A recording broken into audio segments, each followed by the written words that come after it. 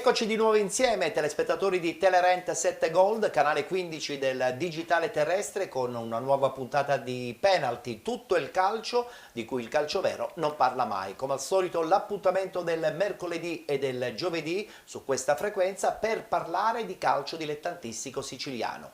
Nella puntata di ieri riflettori puntati sul campionato di Serie D, mentre invece nella puntata di oggi, quella del giovedì, parleremo del campionato di eccellenza, del campionato di promozione e parleremo anche di prima categoria. Sono partiti ormai i playoff e ci saranno adesso le finalissime dei playoff riguardanti sia il campionato di eccellenza che il campionato di promozione. Ospite della puntata odierna, mister Gaetano Mirto, allenatore della Leonfortese. Ciao Gaetano, ben trovato, grazie per aver accettato il mio personale invito a parlare di calcio e tu sei un intenditore di calcio. Buonasera, grazie a voi. Allora, partiamo subito con questa Leonfortese, diciamolo pure, un po' al di sopra di quelli che erano anche i vostri principali obiettivi, fare un campionato tranquillo. Adesso vi siete ritrovati quasi in finale di Coppa, perché ancora dovete fare la partita di ritorno con il Città di Comiso, avete battuto l'FC Motta e vi giocherete alla finalissima col Mazzarone.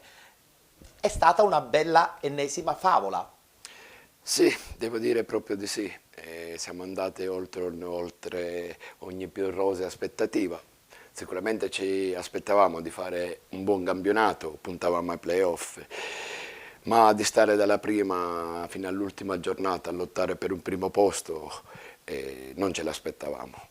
Tra l'altro una stagione che insieme al campionato vi ha visto protagonisti in Coppa, perché arrivare a giocarsi una semifinale per poi accedere alla finalissima che sulla carta vi porterebbe già in eccellenza, questa è una doppia soddisfazione. Non c'è dubbio, è stato, ripeto, un campionato duro, da un anno che stiamo sotto pressione perché giocando quasi sempre domenica e mercoledì non è stato facile, noi tra l'altro non abbiamo una rosa di giocatori così ampia, però bene o male stiamo facendo bene in tutti i campi e speriamo di continuare così fino alla fine. a raggiungere il traguardo dell'eccellenza. Ormai il primo traguardo potrebbe essere domenica 22 quando giocherete questa partita impegnativa con il Mazzarone. Guarda, abbiamo due possibilità per andare all'eccellenza. La prima è col Mazzarone domenica nella finale playoff, la seconda è in Coppa Italia dove già tra l'altro siamo in vantaggio di 2-0 sull'avversario. Speriamo che possiamo portare a termine questo campionato con il salto dell'eccellenza e che la giusta fortuna che finora ci ha accompagnati continui. Riferendomi alla partita contro il Mazzarone, che partita sarà? Perché questo Mazzarone tra l'altro ha vinto 3-2 la semifinale contro un nuovo Città di Gela che non ha mai mollato. Sarà una partita impegnativa, anche quasi una guerra di nervi. Sì, sarà una partita dura sicuramente perché loro purtroppo per loro hanno perso il campionato all'ultima giornata e quindi non è stato bello sicuramente, quindi vorranno rifarsi a tutti i costi per poter fare il salto di categoria. Una rosa importante, hanno giocatori di categoria superiore. E noi ce la giocheremo come abbiamo sempre fatto e senza timore. Le partite alla fine iniziano tutti dallo 0-0. Giusto. Gaetano, cosa avresti preferito giocare? La finale, la potenziale semifinale contro il Città di Comiso oppure poi giocarti la finale col Mazzarone? Ma a questo punto l'una vale l'altra, sicuramente avendo il vantaggio di 2-0 avrei preferito giocare prima la gara di Coppa, però i tempi sono questi ed è giusto che sia così. È chiaro che la finale di Coppa vi porterebbe a giocare una finale con una squadra che sulla carta ha già vinto il proprio campionato e quindi è già in eccellenza. Diventerebbe soltanto una vittoria, diciamo, di prestigio, un'eventuale Coppa, no? Ma sì, ma ci sta anche, dai, alla fine siamo dilettanti e quello che conta è il prestigio, È né vero, più e né meno, è solo vero, quello, è quindi vero. è un'enorme soddisfazione per tutti riuscire a raggiungere una finale di Coppa Italia, a giocartela con una squadra dal passato importante Tra che l'altro tu hai una squadra giovanissima, cioè non hai nomi che hanno un grandissimo blasone o quantomeno una grandissima esperienza. Ce n'hai, ma sono pochi rispetto magari ad una potenziale squadra avversaria. no, no, la mia squadra è molto giovane, ma veramente molto giovane. Ho qualche giocatore più anziano di categoria, E non quello ha ci sta fatti. pure, Sì, ma ne ho giusto? pochissimi, ne ho uno solo, non pochissimi, ne ho uno solo, due massimo. E stanno dando il massimo per i ragazzi. Tra l'altro non sono persone che hanno fatto categorie superiori, ma eccellenza, promozione, Certo. però mi stanno aiutando tantissimo in questa Tantissimo. situazione. Parliamo del campionato di eccellenza, due gironi importanti, uno vinto dal Canicattì, l'altro vinto dal Ragusa. Lo so che hai giustamente vissuto il tuo campionato di promozione intensamente, ma un occhio ai due gironi di eccellenza sicuramente lo avrai dato. Che te ne pare di questa bella vittoria del Canicattì? Adesso arriverà la Serie D, che è un'altra cosa, e tu lo sai. Ma il Canicattì ha meritato ampiamente di vincere il campionato e l'ha dimostrato partita dopo partita. Canicattì è una piazza importante, e sembra avere una società solida che si prospetta al futuro. E penso che possa permettersi benissimo di affrontare una Serie D con i giusti programmi. Tu hai vissuto il passaggio del Castiglione dall'eccellenza alla Serie D, certamente Canicattì è un'altra piazza, ma questo passaggio quanto incide dal punto di vista mentale anche all'interno di una società?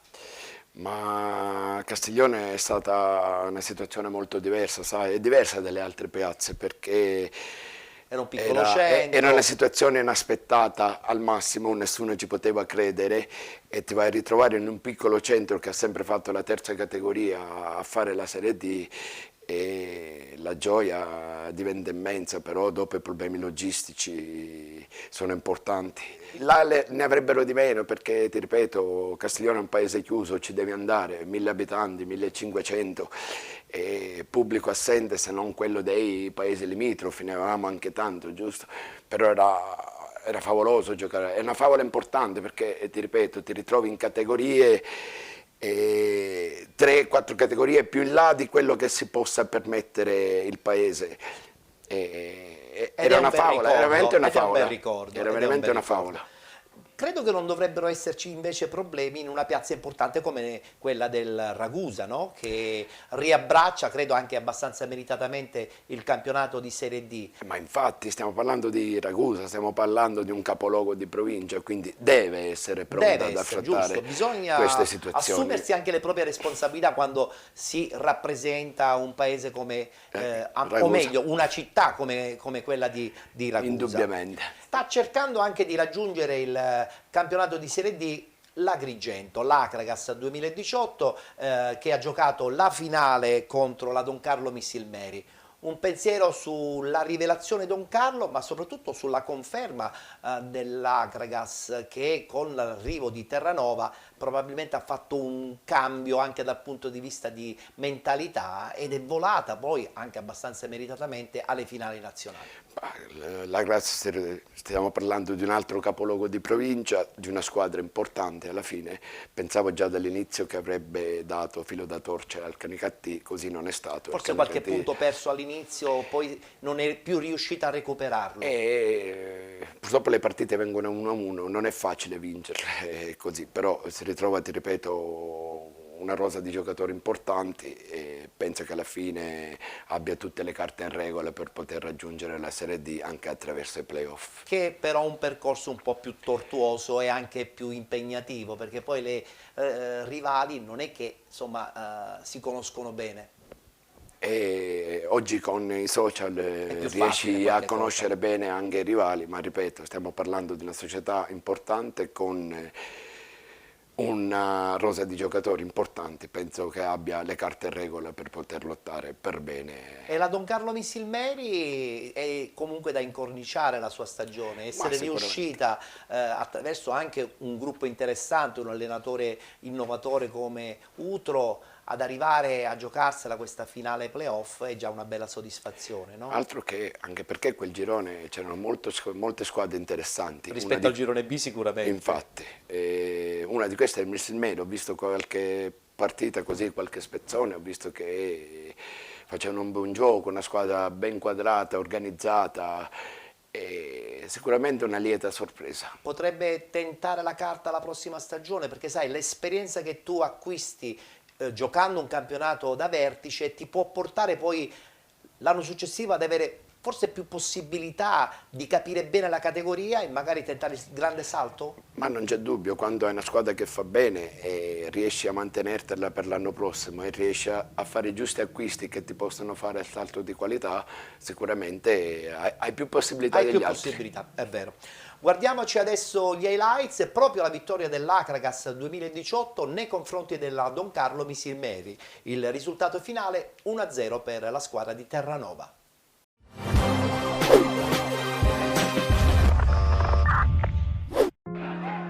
Siamo giunti al settimo della ripresa, attacca l'Acragas Maiorano, bene per Giovanni Taormina sulla corsia di sinistra, Taormina si accentra, attenzione Taormina, cross morbido, Pamisic con la testa, pallone per Lavardera, attenzione Lavardera, la sfafficiata, gol! Ivan Lavardera, proprio lui che di Milsilmeri spacca la partita, Acragas 1, Milsilmeri 0, Ivan Lavardera, un gol bellissimo, un'azione straordinaria dell'Acragas di mister Terranova, gran calcio dei biancoazzurri. Sì, le finali sono tutte sofferte, abbiamo incontrato l'avversario più ostico che ci potesse essere, ha dimostrato il suo valore, noi abbiamo ribattuto colpo su colpo, nel primo tempo abbiamo sofferto molto in mezzo al campo sia in palleggio che in interdizione, avevamo poca gamba, poi nel secondo tempo abbiamo alzato il baricentro di 10 metri, siamo riusciti un pochettino ad accorciare la squadra, le cose sono andate meglio, abbiamo trovato il gol e poi penso che il mio portiere non abbia subito nemmeno un tiro in porta. Sì, è un grande pubblico, mi aspetto di più, sicuramente questa piazza può fare di più. Poi ho detto ai ragazzi che dobbiamo scrivere un'altra pagina di storia di questa squadra, di questa gloriosa città, e i ragazzi ce la stanno mettendo davvero tutta.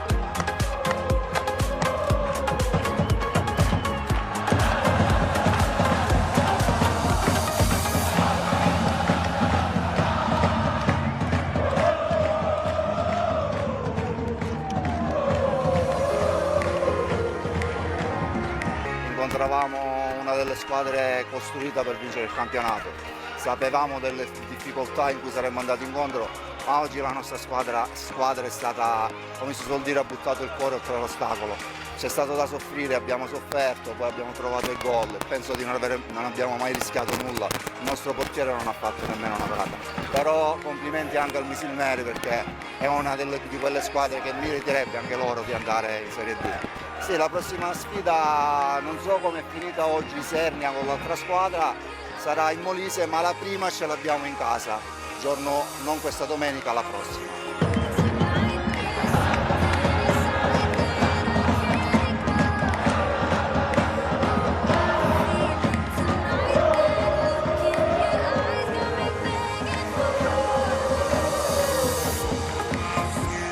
Sì, è stata una bella partita, sofferta, sapevamo di affrontare una grande squadra, anche se in campionato avevamo dimostrato di essere superiori, sono sincero, però sapevamo che loro avevano delle individualità importanti e a tratti abbiamo pure sofferto perché comunque loro avevano solo un risultato, quindi era giusto che spingessero un po' di più, però penso che abbiamo fatto una partita buona, ordinata, soprattutto dietro, abbiamo rischiato pochissimo come dicevi e sono abbastanza contento perché sono fiducioso su questa squadra, su questi ragazzi perché si allenano sempre al massimo e anche oggi hanno dimostrato che su ogni palla era come se fosse l'ultima e l'hanno voluto fortemente questa vittoria e l'abbiamo portata a casa.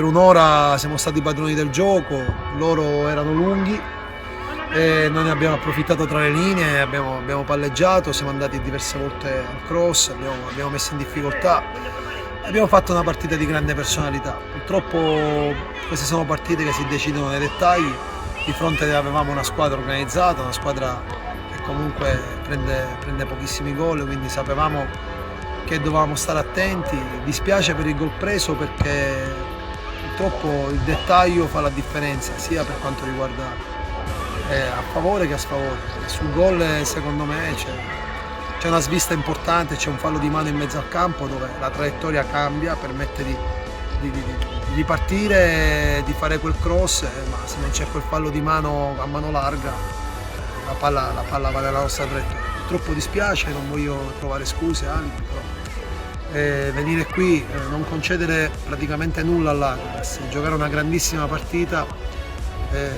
tenendo il campo con grande personalità e da squadra, mi ha fatto veramente piacere. Ma quando sono arrivato questa squadra aveva delle etichette sbagliate, secondo me, perché io conosco bene questi ragazzi individualmente. A me piace pensare che questi ragazzi, che questa squadra, questo club è fatto da altri principi, del sudore, il sacrificio. Abbiamo sempre lottato, perseverato, siamo arrivati terzi, ce la siamo giocati fino all'ultimo, avevamo un sogno, sapevamo che era difficile, però sono molto contento perché a me piace pensare, ed è quello che abbiamo fatto tutto l'anno, abbiamo lavorato e tanto se non è ora, sarà domani. Chi lavora alla fine, chi cerca sempre di ottenere il massimo nella vita, alla fine poi arriverà. Peccato perché ripeto, se la squadra oggi non prende quel gol lì sarebbe stata una partita diversa.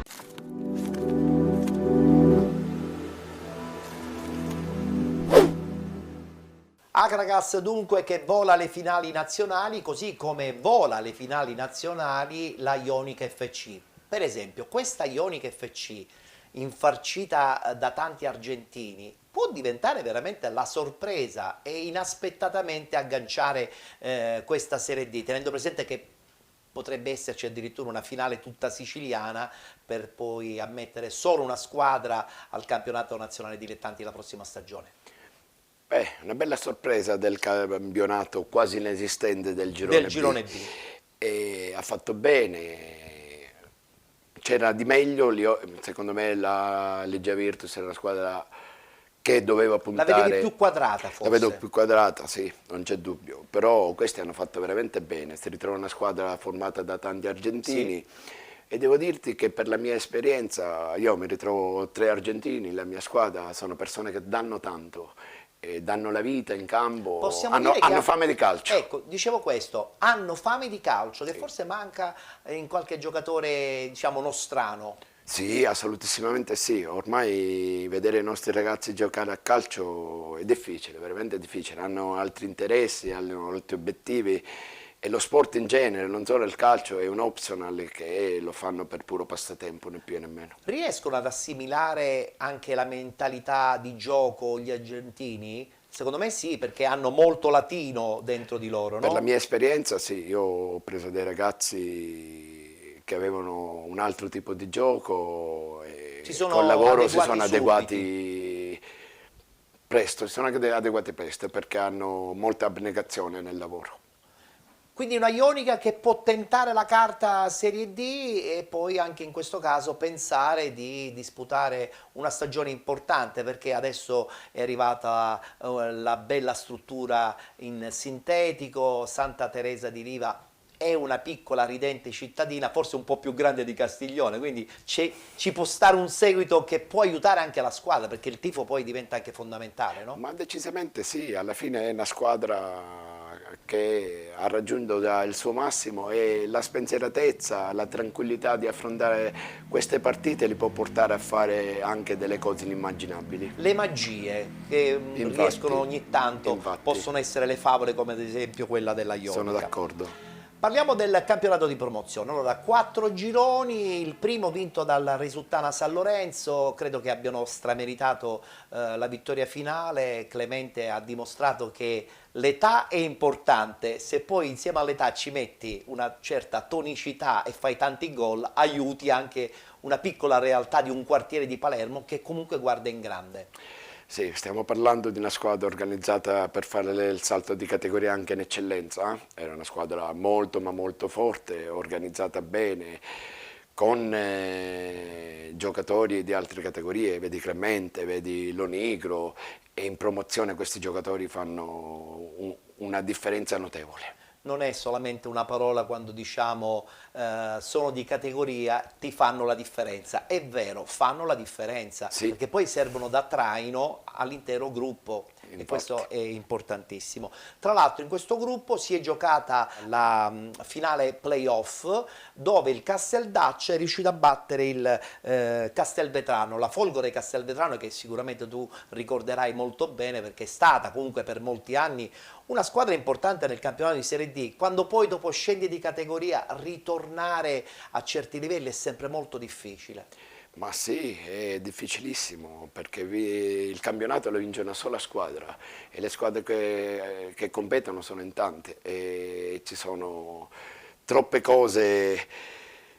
Non serve solo il blasone, serve, No, serve altro. Serve altro, purtroppo tante cose ti portano a vincere un campionato e non di meno la giusta, ti ripeto, fortuna, quella deve essere sempre accompagnata. È vero. E poi in quel girone onestamente c'erano squadre abbastanza forti. Noi abbiamo incontrato il Casteldaccia, dove abbiamo fatto un altro miracolo sportivo in 10 tutte e due le partite con la qualificazione in Coppa, ma è una squadra abbastanza quadrata, organizzata per bene. Si vede che è una squadra che può ambire a un salto di categoria. È vero. Nel girone B invece c'è stato il successo della Rocca Acquedolcese, un campionato lungo anche quello perché ha avuto troppi stop, quindi hanno dovuto recuperare poi in modo particolare nelle settimane successive. Nuova Torrenovese arriva seconda in classifica, mentre invece la Profalcone batte il Promende e si gioca la finale che si è giocata con la vittoria della Torrenovese. Torrenovese che potrebbe tentare a questo punto uno sgambetto poi al Casteldaccia, che giocheranno loro la finale. Come vedi questo probabile scontro tra due realtà che vogliono assolutamente l'eccellenza? Sinceramente ti devo dire che il girone della Torrenovese non l'ho tanto seguito, ci siamo, però ne ho sentito parlare bene. Penso che il Casteldaccia abbia però qualcosa in più onestamente. Ho visto qualcosa della Torrenovese, buona squadra sicuramente, anche però il Casteldaccia potrebbe credo che il partire Casteldaccia con il vantaggio. abbia qualcosa in più. È però. vero. Guardiamoci a questo punto il servizio proprio della nuova Torrenovese che vince 1-0 contro il Profalcone e disputerà la finale playoff per andare in eccellenza proprio contro il Casteldaccia.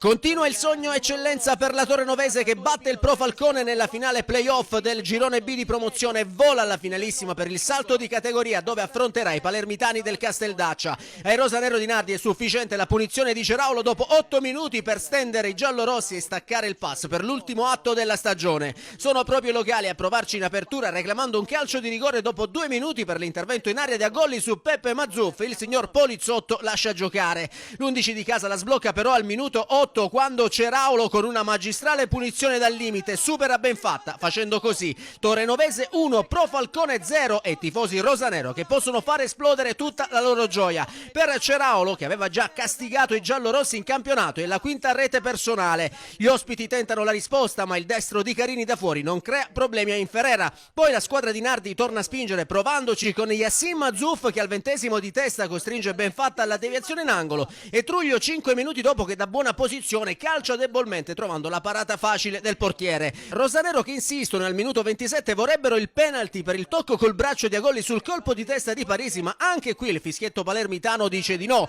Al minuto 38 invece Occhiuto a tentare la soluzione da fuori con palla che si perde di poco alla destra di Benfatta. Prima dell'intervallo però il Pro Falcone a sfiorare il pareggio con la punizione di Carini che si perde di un soffio alla destra di Inferrera. Nella ripresa torna ad attaccare la Torrenovese che al 65esimo reclama il terzo rigore di giornata per un gomito largo in aria di Pier Simone Benfatta, ma il direttore di gara concede solo angolo. E proprio dal corner che ne esegue la girata col destro di Truglio non inquadra lo specchio della porta. Bersaglio che sul ribaltamento di fronte non c'entra nemmeno Di Salvo, il cui tiro sorvola di poco l'incrocio dei pali. I giallorossi prendono coraggio tentando il tutto per tutto. Al 73esimo la conclusione mancina di Agolli viene bloccata senza particolare affanno da Inferrera. 5 minuti dopo sempre i giallorossi ci provano in mischia, ma la botta del solito Agolli viene murata dai difensori locali. Al minuto 82 il destro di Di Salvo trova la pronta risposta del portiere e 180 secondi più tardi i falconesi reclamano anche un calcio di rigore per un tocco col braccio di Parisi sulla conclusione ancora di Salvo, ma il fischietto di Palermo lascia proseguire. E all'88esimo il signor Poliziotto dice di no anche sul contatto in aria tra il difensore falconese Pier Simone Benfatta e Peppe Mazzuff. Finisce così, la Torrenovese giocherà la finalissima per il salto in eccellenza contro il Casteldaccia. Il Pro Falcone invece si ferma qui, ma i ragazzi di Paolo Bitto escono a testa altissima da una stagione che rimarrà memorabile per i giallorossi.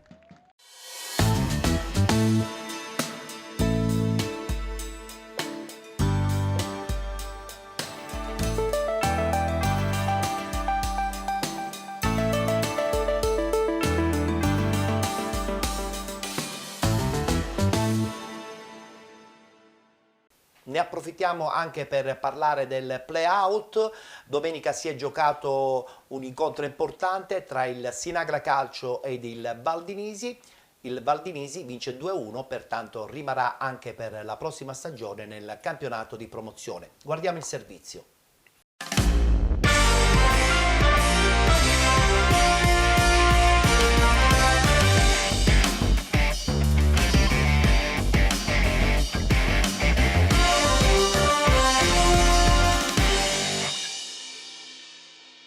Dopo 9 lunghissime stagioni nel campionato di promozione, il Sinagra conosce l'onta della retrocessione al cospetto della Valdinisi di Nizza di Sicilia. Non sono bastati 90 minuti per certificare la salvezza dell'una e la conseguente retrocessione dell'altra. Infatti il match si è stappato nei supplementari dopo i tempi regolamentari con pochissime azioni degne di nota. Prima frazione con il Sinagra manovriero e la Valdinisi pronta a ripartire e far male. Dopo il quarto giro d'orologio, palla spizzicata da Saccà e Toni Fogliani non riesce ad incrociare a sufficienza e inquadrare lo specchio della porta di Simone. Uomini di Frazzica che non disdegnano le sortite in avanti e arrivano al tiro al minuto 21 quando Centorrino ruba palla a Scarbaci, ma illude la propria compagine con palla che si spegne alta sulla traversa. Poche le emozioni della prima frazione, l'ultima al minuto 34 quando Liuzzo duetta con Gullà, strada sbarrata per il classe 2001 dalla respinta con i piedi dell'estremo ionico. Prosecuzione dell'azione con il tiro sbilenco di Liuzzo su scarico di Toni Fogliani. Ripresa con gli stessi effettivi e con Toni Fogliani che prova a spezzare l'equilibrio al minuto 48, ma la sua conclusione non inquadra lo specchio della porta di Simone. Estremo ospite che dice ancora di no intorno all'ora di gioco quando dalla distanza Scarbaci calcia trovando la risposta di pugni del classe 96 ionico. La gara non vive di particolari emozioni nemmeno in questa ripresa, ma si accende a ridosso del tramonto dei tempi regolamentari. Ci provano gli ospiti a passare con Tribulato al minuto 78, ma il palo salva Bonfiglio dalla capitolazione. Porta sinagrese che non si gonfia nemmeno a 3 dalla fine, quando sugli sviluppi di corner Centorrino non inquadra la porta giallorossi. Giallorossi che hanno l'occasione del gol salvezza al minuto 95, ma Gullà non riesce a bucare la porta dell'estremo ionico, consegnandoci altri 30 minuti di gioco. I supplementari si tingono di biancorosso quando al minuto 97 Romeo estrae dal cilindro il classico gol della domenica, coordinandosi alla perfezione e lasciando partire la sfera che si inzacca alle spalle di Bonfiglio, stappando la finale play-out. Terzo gol in stagione per il classe 82, dopo quelli preziosi ma sicuramente meno importanti contro il Rocca Acquedolcese all'andata e contro la Castelluccese a ritorno. La rete non scrolla i ragazzi di Sardo Infirri che non riescono ad essere pericolosi dalle parti di Simoni. Gli ultimi cambi non incidono in positivo, anzi la parola fine a questa finalissima play-out la pone il neoentrato Michalizzi, classe 2004, che approfitta di una rimessa laterale e quasi indisturbato buca la rete di Bonfiglio, certificando la salvezza per i ragazzi del presidente Rotondo. Perfetto l'inserimento del nuovo entrato che sigue il primo gol stagionale che sa di autentica gioia incontenibile dell'intero ambiente ionico. I restanti minuti ci regalano un Sinagra propositivo in avanti con pagine di casa che dimezza lo svantaggio proprio oltre il 120° con Mangano che in aria raccoglie un cross dalla destra e batte Simoni per il gol dell'1-2. Non c'è più tempo per i ragazzi di Sardo Infirri in quanto il signor Caruso di Palermo fischia 3 volte, certificando la salvezza della formazione della Costa Ionica. Una sola vittoria esterna in questa stagione per la compagine di Frazzica proprio nella giornata più importante della stagione, ovvero nella filanissima play-out, giusto premio per un girone di ritorno super per Romeo e compagni. Amarezza per tutto l'ambiente sinagrese che non riesce ad agguantare l'ennesima salvezza nonostante il doppio risultato. Certamente sottotono la prova dei giallorossi che probabilmente devono recitare il mea culpa per qualche punto di troppo perso per strada durante la stagione regolare. A chiudere, nota di merito per il pubblico sinagrese, chiassoso ma corretto per l'intero match. Giù il cappello e la speranza di un pronto ritorno in promozione per i ragazzi di Antonio Sardo Infirri.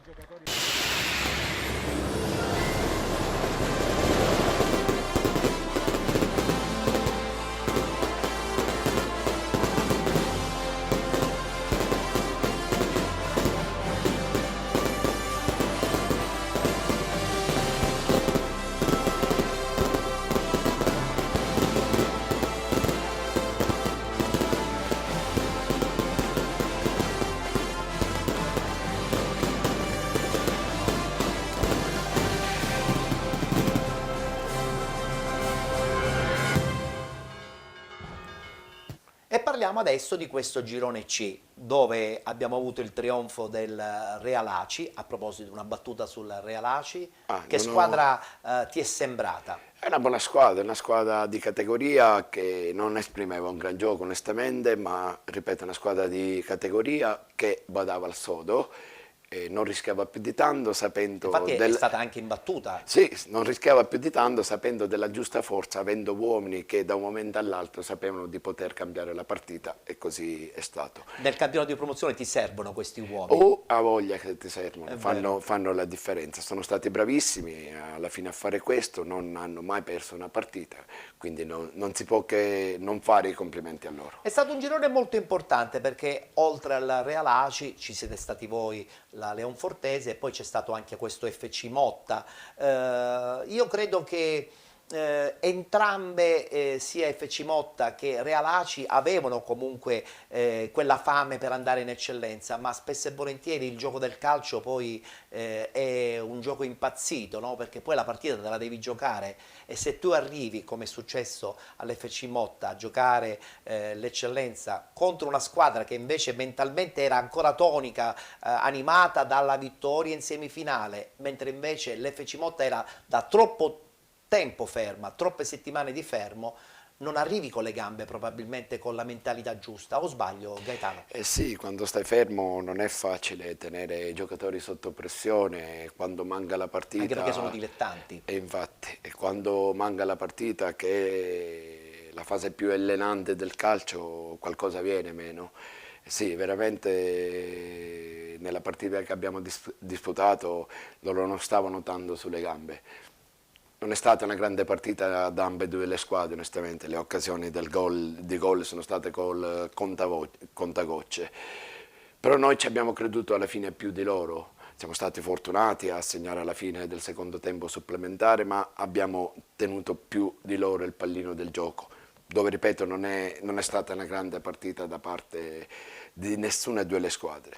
Penso che il Motta aveva tutte le carte in regola però per poter vincere questo campionato, anche se nei punti in qualsiasi altro girone l'avremmo vinto sia noi sia il Motta che il Real Aci. È vero, è vero. L'amarezza non sarà facile insomma da smaltire, credo, no? Adesso per l'FC Motta, perché buona parte della stagione al primo o secondo posto, poi perdi addirittura anche la finale. Insomma, non è facile da smaltire tutto questo, credo, no?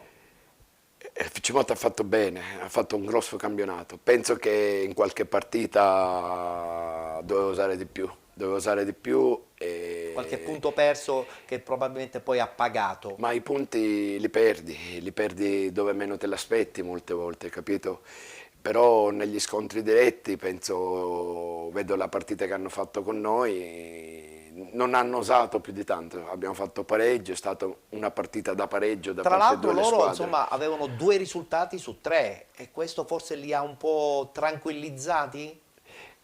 Parlavo della partita precedente, onestamente, sì, quella in che questo abbiamo fatto caso. in campionato, dove ci siamo presentati a un punto di differenza, 2 punti, dove chi vinceva poteva benissimo fare il salto di categoria.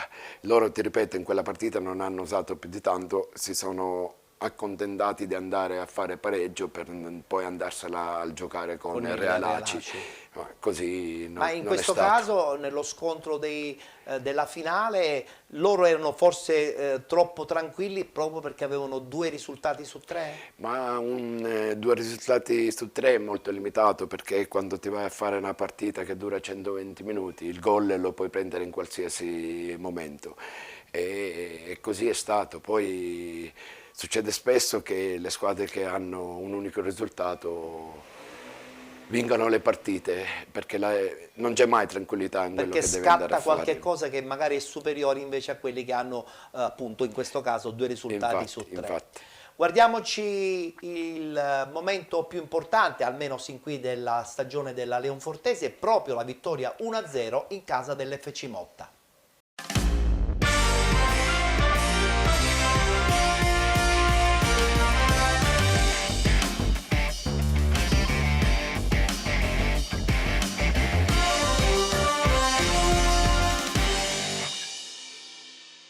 Benvenuti dal Comunale di Motta Sant'Anastasia per FC Motta Leonfortese, gara valida per i playoff di promozione.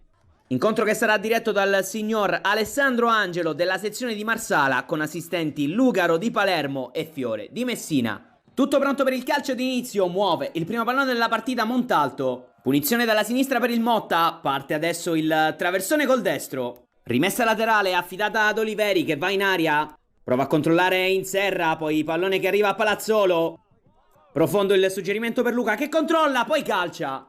Fermato dall'intervento di Diagne. Possesso per la Leonfortese, recupera Luca, che adesso prova il traversone in mezzo, stacca Montalto. Salva in extremis Caieco. Occasionissima per l'FC Motta. Recupera però Sinatra, che adesso punta a un altro avversario. Vuole il traversone in aria, ce l'ha respinta. Poi arriva la conclusione di Palazzolo, bloccata facilmente da Caieco. Niassi scambia con un compagno, poi recupera Gazzana che va profondo da Diagne. Prova a controllare l'11, carica il destro, che però finisce alto sopra la traversa. Calcio d'angolo per il Motta, sul punto di battuta Sinatra che prova il traversone verso in serra. Conclusione che termina al lato. Gazzana gioca profondo per Meta, c'è la sponda per Diagne. E sulla traiettoria Gulisano. Si torna a giocare Leonfortese che muove il primo pallone della ripresa. Avanza sulla sinistra Niang. Vuole il suggerimento profondo a cercare Caputa. Si impone Gulisano, poi ancora Caputa. Rete che non viene convalidata. Posizione di fuorigioco del 18. Calcio d'angolo per il Motta. Viene servito Luca che vuole il traversone. C'è l'uscita di Caieco su Montalto. Cambio per l'FC Motta. Entra con il 18 Maesano. Calcio di punizione per l'FC Motta che prova a giocare sulla sinistra. Qui va a vuoto la Leonfortese, controlla Sinatra che adesso può accelerare. Avanza il 20 che mette un traversone in aria. Libera la Leonfortese. Rimessa per il Motta, riceve il solito Sinatra che prova a liberarsi della pressione di diversi avversari. Arriva la chiusura di Gonzales. Poi ancora possesso del Motta, ma non c'è più tempo. C'è il triplice fischio di Angelo. Gara che sarà decisa ai tempi supplementari. Non sono bastati dunque i 90 minuti regolamentari. Altro cambio per il Motta, entra con il numero 14 Piana. Calcio di punizione interessante per l'FC Motta sul punto di battuta Palazzolo che va adesso col destro. Si distende Caieco. Intanto Di Maria si gioca un'altra carta, entra con il numero 5 Giacone. Punizione interessante per la Leonfortese, parte adesso il traversone. Respinge Gulisano, poi arriva Niassi. che si divora l'1-0. C'è il rinvio della Leonfortese. Recupera però l'FC Motta.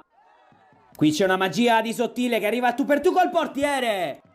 E non c'entra la porta col mancino. Occasione ghiottissima per l'FC Motta. Rimessa laterale per la Leonfortese. Riceve Russo. Ma arriva il fischio di Angelo. Finisce così il primo tempo supplementare.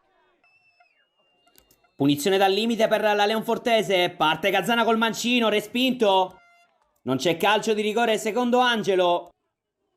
Poi il pallone viene scaricato su Niang che prova il traversone.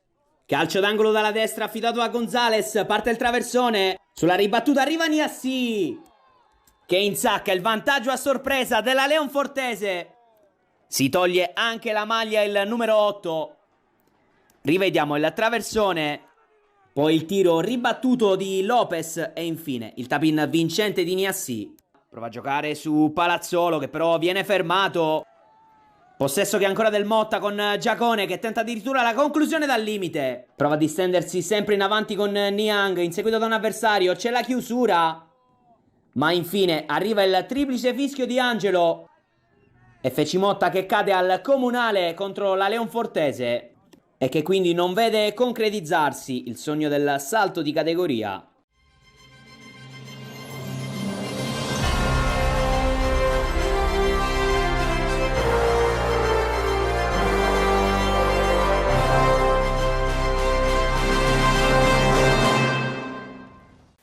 FC Motta dunque eliminato, passa il turno alla Leonfortese che giocherà la finale playoff giorno 22 contro il Mazzarone che a sua volta vince 3-2 contro la Nuova Città di Gela. Tra poco parleremo di questa partita, partiamo anche dall'idea che il Mazzarone ha sofferto in questo girone D, sofferto nella parte finale perché all'inizio insomma aveva anche parecchi punti di vantaggio. Di un Modica che comunque poi insomma punto su punto è riuscito a recuperare e giocarsi tutto in uno scontro diretto, guarda caso l'ultima giornata, e vincere in un campo difficile come quello di Mazzarone.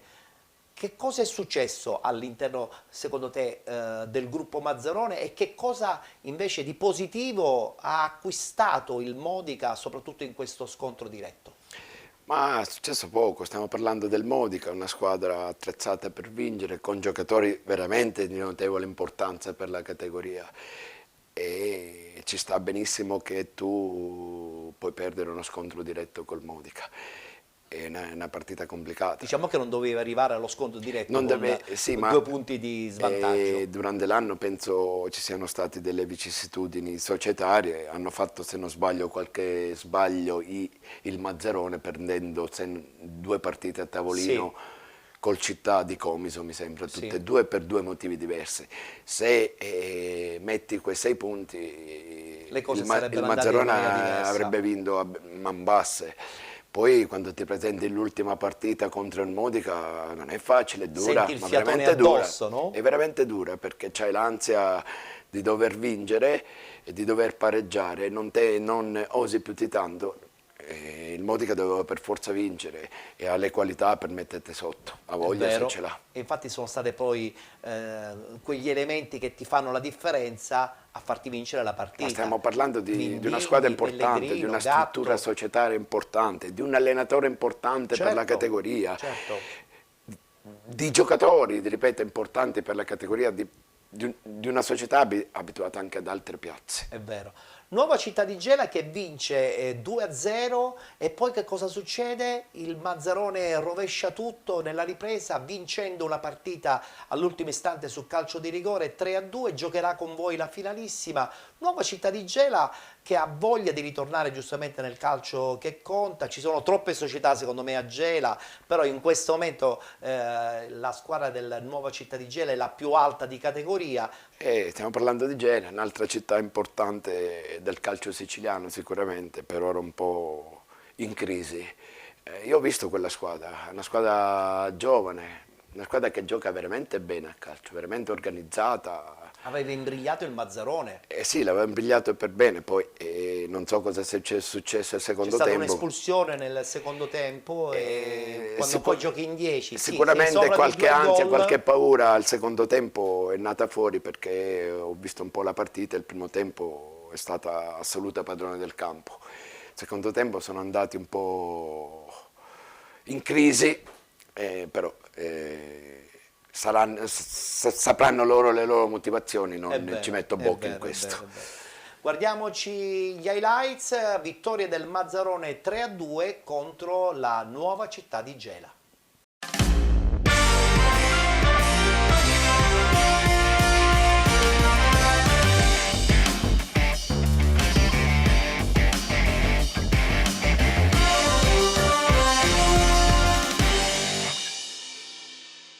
È il giorno della finale playoff, è il giorno di Mazzarone e Gela. Al comunale della città dell'Uva c'è in palio la qualificazione agli spareggi promozione per il salto in eccellenza. Spalti roventi e pieni di pubblico, sponda giallonera assiepati anche intorno al rettangolo di gioco. Parte subito forte il Gela con questa incursione di Giannizzotto, fermato dal portiere Parlabene. Mazzarone che risponde con questo cross in mezzo, Arafa salva su Dinora. Minuto numero 8 con Giaquinta che infiamma il comunale di Mazzarone mettendo dentro la rete del vantaggio per i gialloneri. 1-0 Gela e gara che si mette subito bene per i gialloneri, che trovano anche il raddoppio al minuto numero 18, questa volta con Giannizzotto che la mette dentro. Nell'asse tomaino Navanzina e Giaquinta si fa trovare pronto l'esterno gelese per il 2-0 Gela. Mazzarone che non ci sta e risponde al 26esimo con Bonaccorsi che raccoglie questo tiro cross, ma Campanaro spazza di forza. 40esimo calcio di punizione di Tomaino, palla di poco alta. Minuto 45, altro calcio piazzato, questa volta per il Mazzarone con Provenzano che manda di poco al lato. Primo tempo agli sgoccioli, ma Gela che in contropiede potrebbe fare il tris, ma il tiro di Scerra è parato da Parlabene. Si va a riposo con il Gela avanti di 2-0. Nella ripresa subito Ascia per un acciaccato Giaquinta tra le file dei gelesi. Passano 6 giri di orologio e il Mazzarone accorcia le distanze con la zampata vigente di Campanella che raccoglie l'assist sul calcio piazzato. 1-2 e gara riaperta. Minuto numero 8, Tomaino pesca Scerra sul filo del fuorigioco, ma il tiro del numero 9 giallonero è debole, fuori misura. Un minuto dopo, altro pericolo in area del Gela con questo tiro di Drosa da ottima posizione che termina di poco al lato. Al 12esimo doccia fredda per il Gela con Giannizzotto già ammonito che rimedia il secondo cartellino per questa caduta in aria. Per l'arbitro gamba curta è solo simulazione, Giannizzotto è costretto a lasciare anzitempo il rettangolo di gioco. In 10 contro 11 la gara si complica per il Gela che accusa il colpo ma non molla. Al minuto numero 16 infatti Tomaino potrebbe mettere dentro la rete del 3-1, ma la sua percussione in aria e la sua conclusione da 2 passi a porta vuota trova un difensore giallorosso a rimediare sulla linea di porta. 24esimo Mazzarone che prova allora con Ropai, Pizzardi devia in angolo. 28esimo ancora Pizzardi attento questa volta sul tiro di Incardona. Minuto numero 33, Mazzarone che trova proprio con Incardona la rete del 2-2. Gol del pareggio di esultanza sotto la tribuna per la squadra di Costanzo. Da segnalare però l'esultanza tutt'altro che sportiva ma volgare del direttore generale del Mazzarone sotto il settore occupato dai gelesi. Un gesto deplorevole che poteva scatenare una reazione a catena sugli spalti ma che fortunatamente non ha causato nulla se non l'allontanamento dal rettangolo di gioco dello stesso dirigente del Mazzarone. Gara a questo punto che sembra orientata ai supplementari, ma al minuto numero 49 arriva un'altra doccia fredda per il Gela. Calcio di rigore per questo fallo in aria di Arafa e Provenzano che dagli 11 metri non sbaglia. 3-2 game over per il Gela. Alla finalissima ci andrà il Mazzarone.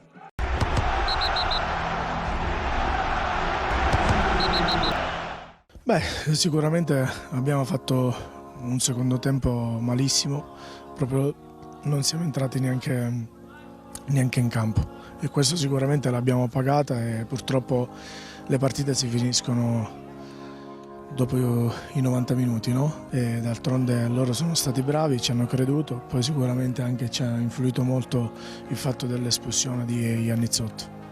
È il giusto merito per quello che ha fatto questa squadra per tutto l'anno, era impossibile, non era giusto finire male, per tutti i sacrifici, per tutto quello che abbiamo creato. È giusto così, Ci abbiamo creduto, non abbiamo mollato, forse è cambiata questa rispetto alle ultime partite, proprio la mentalità, la voglia di riuscire a ottenere un risultato importante e ci siamo riusciti.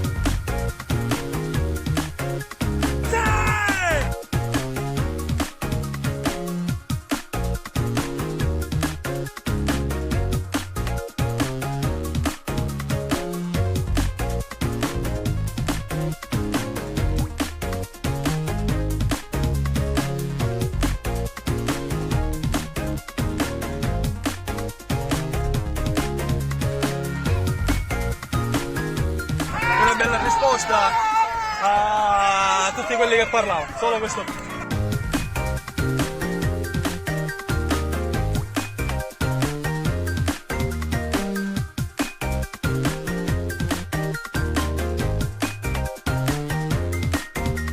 Gli altri non ci credevano, noi ci credevamo.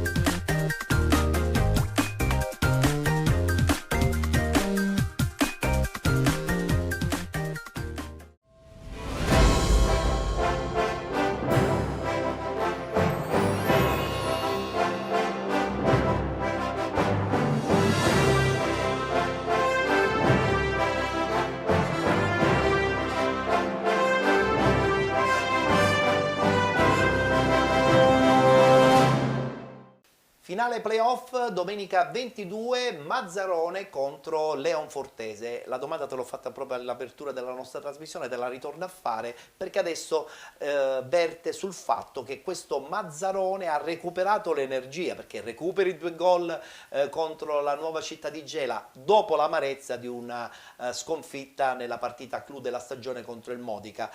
Troverai secondo me un Mazzarone agguerrito. Ma hai detto bene, non c'è ombra di dubbio che troverò un Mazzarone agguerrito, anche perché col risultato che hanno fatto con una svantaggio di 2-0, questa situazione sicuramente gli avrà dato una buona dose di fiducia nei propri mezzi. Stiamo parlando, ripeto, di una squadra importante con dei giocatori di categoria superiore che sa come affrontare un campionato di promozione, l'ha persa all'ultima giornata. Vedremo come va a finire. Vedremo come andrà a finire. E poi dopo ci sarà questa semifinale di Coppa contro il Città di Comiso. 2-0 all'andata a casa appunto vostra. Lì in quel caso come preparerai la partita in base a quello che è successo probabilmente domenica 22, no?